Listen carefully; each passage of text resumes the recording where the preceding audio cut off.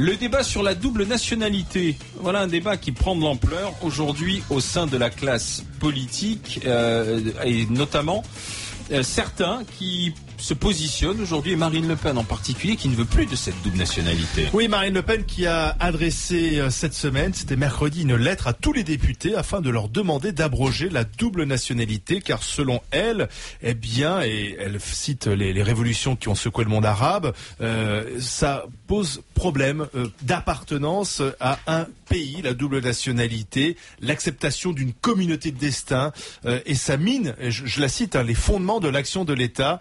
La double nationalité est un frein à l'assimilation des Français issus de l'immigration. Et donc la présidente du Front National souhaite que les députés suppriment cette double nationalité. C'est pas la première fois qu'on en parle, puisque lors du projet de loi sur l'immigration, c'était en septembre 2010, un amendement sur la fin de la binationalité avait été déposé par plusieurs députés de la majorité, UMP. Il stipulait que l'acquisition de la nationalité française soit subordonnée à la répudiation de toute autre nationalité. Mais cet amendement n'avait pas été jusqu'au bout, comme beaucoup d'amendements des députés de la majorité, puisque le gouvernement était contre. Alors, faut-il, oui ou non, supprimer la binationalité? Les chiffres, combien de binationaux en France? 2 millions. Non, c'est pas si précis que ça. C'est-à-dire que certains disent que c'est 2 millions, d'autres que c'est 4 millions. Oui, je pense que c'est plutôt qui vivraient, pas seulement en France d'ailleurs, parce qu'il y a aussi des Français, des Franco-Américains qui vivent aux États-Unis. Donc ça sera entre 2 et 4 millions. On n'a pas de chiffre très précis là-dessus. Non, je crois que il y a des accords qui sont des accords pas ancestraux, mais enfin qui sont décennaux, qui existent entre les États. Donc voilà. Ou alors il faut remettre en cause un certain nombre d'accords que nous avons avec multitude. Oui, mais quand on a une double nationalité, la question que pose Marine Le Pen, c'est est-ce qu'on est un peu moins français? J'entends bien. Est-ce qu'on se sent un peu moins français? Je crois que ce sur quoi il faut veiller, c'est qu'effectivement, que les gens ne se sentent pas, quand il y a un match, par exemple France et le pays concerné, effectivement, qu'on n'en arrive pas à des débordements, où parfois on voit le pays concerné, on les connaît, les trois pays, c'est Algérie, Tunisie, Maroc. Oui, mais non, on va rajouter le Portugal aussi. Soyons clairs. Oui, mais c'est pas à cause du Portugal. Il faut quand même appeler aussi un chat un chat. On va pas aussi toujours se cacher derrière son petit doigt. Quand ça pose des problèmes, il faut le dire. Voilà. Soit on est français, soit on est algérien. On peut l'être sur les papiers. En quoi c'est gênant qu'un supporter franco-algérien supporte l'équipe d'Algérie? Non, mais ce n'est absolument pas gênant s'il n'y a pas de débordement. C'est ça que je suis en train d'exprimer. Cela dit, sur le plan politique, moi, en tant que femme politique, en tant que responsable politique, je pourrais. Je trouve que voilà, par mes multiples appartenances et filiations, je pourrais avoir aussi d'autres nationalités. Il n'y a pas que de la binationalité, il y a aussi des Français qui ont 3 nationalités, qui sont franco-américains, israéliens, ou voilà. Et puis ça remet aussi en cause les relations, quand on voit que dans des pays, tout à l'heure Jacques parlait du Pérou en disant que Giuliani pourrait par exemple se retrouver, ça aussi, ça pose un vrai problème finalement d'interférence de pays à pays. Comment est-ce qu'un Américain pourrait être le conseiller, par exemple, pour la sécurité? Je vois que tu as un fond pour la mondialisation, je le sens. Non, mais je pose la question. Donc ça pose pas de problème. Jacques? Mais moi, ça ne me pose aucun problème. Je dis qu'il faut toucher à rien, qu'il y en ait 2 millions ou 4 millions. Je trouve que ça fonctionne bien. Et là, j'ai vu un communiqué de Manuel Valls. Je suis en accord avec 100% avec le député maire d'Evry, Manuel Valls. Là-dessus, franchement. Non, mais attendez.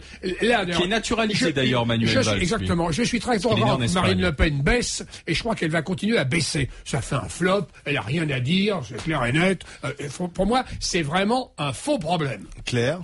Écoute, jusqu'à maintenant, ça avait tellement été un non-problème que je me suis jamais posé la question. Mais vraiment, jamais. Pour moi, ce n'est pas un problème. Maintenant, c'est vrai que peut-être, si on veut vraiment chercher, est-ce que c'est analyser un frein à l'assimilation de certains de nos compatriotes, cette double nationalité? Peut-être. J'en suis même pas sûr. Parce que je crois vraiment que là, c'est soulever un problème. Même si un jour, il y a eu un match où il y a eu un problème, c'est pas ça qui va faire des... Christian Vanest, bonjour. Oui, bonjour. Merci, monsieur le député, d'être avec nous, député UMP du Nord, membre du collectif Droite Populaire. Pourquoi la binationalité est-elle un problème? Je pense que c'est Ramayad qui l'avait bien souligné, puisqu'elle avait déclaré dans un ouvrage que lorsqu'elle avait dû opté pour la nationalité française, c'est-à-dire ajouter la nationalité française à la nationalité sénégalaise, elle avait dit « Oh, j'avais l'impression de trahir mes racines ». Bon, et puis je me disais, s'il y a une guerre entre le Sénégal et la France, je choisirais mon pays d'origine. On ne peut pas avoir deux fidélités, notamment deux fidélités par rapport à des pays qui peuvent avoir des conflits. C'est évidemment impossible, donc il faut faire preuve d'un peu de logique. Toute notre logique nous repose sur l'idée de la volonté. La nationalité, c'est une affaire de volonté. Et on ne peut pas vouloir deux choses contradictoires. Et avoir deux cultures, Christian Vanneste, c'est pas une richesse. Pour vous, c'est une faiblesse d'avoir deux cultures. Ça n'a rien à voir. La nationalité, attendez, la nationalité, c'est une situation juridique. Bien sûr qu'il faut avoir plusieurs cultures. Ça repose sur quelque chose. Mais ça n'a rien à voir avec le... Attendez, c'est très bien d'avoir plusieurs cultures, bien sûr. Mais ce qu'il faut bien voir, c'est que dans cette affaire, Marine Le Pen joue les mouches du coche. Parce qu'elle arrive sur un problème qu'on a posé depuis fort longtemps avec beaucoup de constance, mais qui, comme l'ont dit plusieurs intervenants précédents, n'est pas du tout un problème simple. C'est un problème qui est compliqué, notamment qui dépend aussi de la situation juridique de tel ou tel pays. Il y a des pays qui pratiquent, par exemple, l'allégeance perpétuelle, c'est-à-dire qui considèrent que quelqu'un qui a leur nationalité ne peut pas l'abandonner. Donc, manifestement, on doit y travailler. Ils sont minoritaires, ces pays, Christian Vanneste. Oui, mais enfin, ce sont ceux qui nous concernent de très près. Je pense au Maroc, par exemple. C'est quand même celui qui arrive en tête dans les acquisitions de nationalité. Et comme par hasard, lui, c'est l'allégeance perpétuelle. Bon, alors, si vous voulez, il faut traiter cette question avec beaucoup de sérieux. C'est la raison pour laquelle on a renvoyé l'amendement que nous avions déposé lors de l'étude de la dernière loi sur l'immigration et l'intégration à une commission qui est présidée par Manuel Valls et donc Claude Goasguen et le rapporteur. Et on va évidemment trouver des solutions qui soient justes. Bon, par exemple, il est injuste de considérer que certains Français ont une sorte de privilège d'avoir une ou une autre nationalité ou deux autres nationalités, comme on l'indiquait tout à l'heure. C'est ça l'inégalité, c'est le fait que certains ont plusieurs nationalités. Ensuite, faut-il dire, est-ce qu'il faut retirer la nationalité? Mais quels sont les avantages? Attendez. Quels sont les avantages? Non, parce que vous laissez entendre que finalement certains Français, par cette double nationalité, ont plus d'avantages que ceux qui n'ont qu'une seule nationalité. Bien sûr. Quels sont les avantages quand ils sont chez eux, ils n'ont plus la nationalité française. Autrement dit, par exemple, s'ils se sont réfugiés chez eux... mais attendez, chez eux, c'est où chez eux? Dans leur autre pays. Dans leur autre pays. Mais ici aussi, c'est chez eux. Donc quand vous dites chez eux, excusez-moi, alors, je reprécise, quand ils sont dans leur pays d'origine...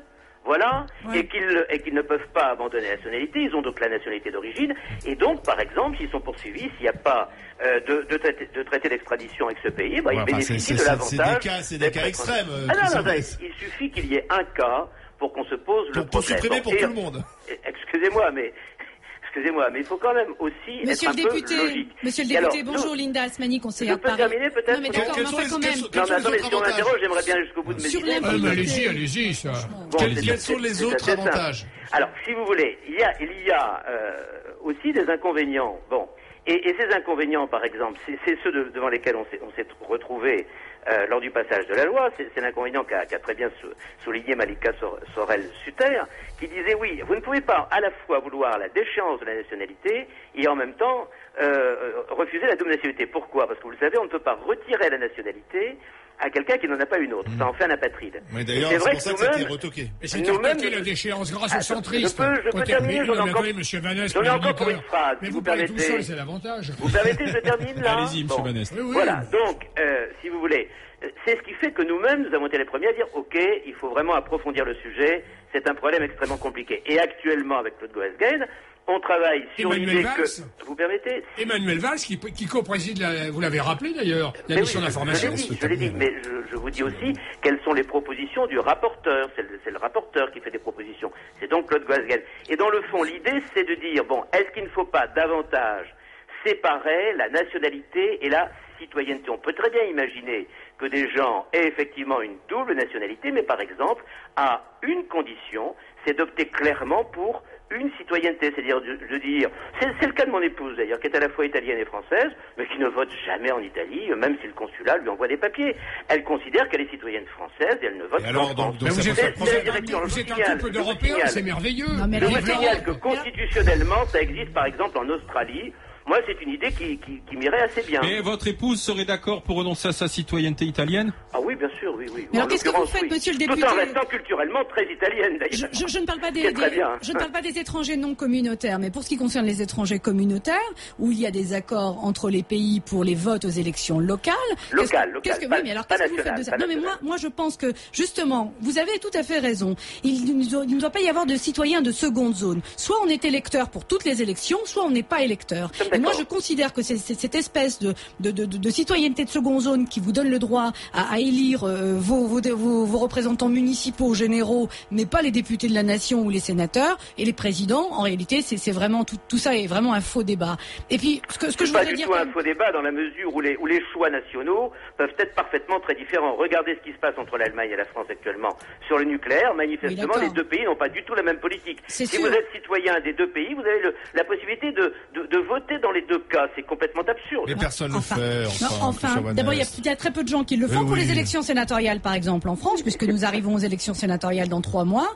Ce sont bien les élus municipaux et généraux qui votent pour la majorité. Ceux-là même ont été élus par un certain nombre d'étrangers et qui vont aujourd'hui élire la Chambre haute de la République. Donc, on est bien dans quelque chose qui, de toute façon, in fine, va se retrouver. Qui n'est pas cohérent. Je suis d'accord avec vous. Personnellement, vous savez, je vais être très clair. Je préférerais qu'aucun étranger ne puisse voter dans aucune élection, qu'elle soit locale ou nationale. Ça, c'est très clair. Mais bon. Il faut arrêter ça ne nous sommes pas surpris, monsieur Vanès. Merci, monsieur. Pour l'instant, c'est pas le cas. Merci, monsieur le député. Je vous en prie. Est-ce qu'il n'y a pas un côté totalement décalé du propos de Vanès par rapport dans le monde auquel on vit, la mondialisation? Je trouve ça complètement nul. Alors vraiment, la subtilité, mobiliser des parlementaires pendant plus d'1 an pour faire le distinguo entre la nationalité et la citoyenneté, mais franchement, comme si on n'avait pas le problème des Européens actuellement, c'est pas cela. C'est vraiment l'emploi, c'est le pouvoir d'achat, c'est vraiment des questions qu'on... Mais non, mais là, et en plus, alors, si on veut que l'Europe progresse, nous sommes Européens. Alors vraiment, le couple Vanès, une Italienne, un Français, c'est formidable. Vive l'Europe. Non, puis c'est encore mettre le pointer sur une différence entre Français. C'est encore ça. Et ils y arrivent. Il y en a assez. Quand on pense qu'il y a des députés qui ont pris dans les commissions, qui perdent un temps fou et de l'argent, parce que c'est notre argent, pour des conneries pareilles, moi je dis de zut. Quand tu penses qu'ils deviennent sénateurs des Français de l'étranger ou députés des Français de l'étranger en plus. Ça les gêne pas, l'étranger. J'ai toujours une bonne conviction.